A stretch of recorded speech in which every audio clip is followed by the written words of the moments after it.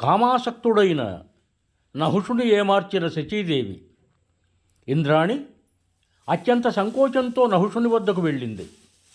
ఆమెను చూచి దేవరాజు నహుషుడు, శుచిస్మిత, నేను ముల్లోకాలకు అధిపతిని కాబట్టి సుందరి నన్ను వరించు అన్నాడు.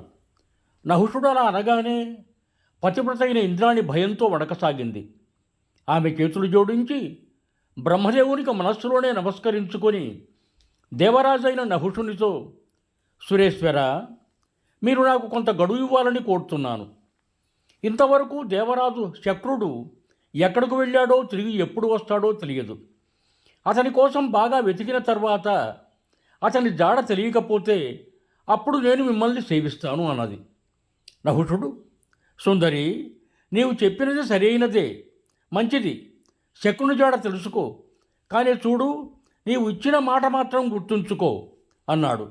ఆ తర్వాత నహుషుడి వద్ద సెలవు తీసుకొని ఇంద్రాణి దేవగురువైన బృహస్పతి ఇంటికి వచ్చింది. యుహం భూయాత్.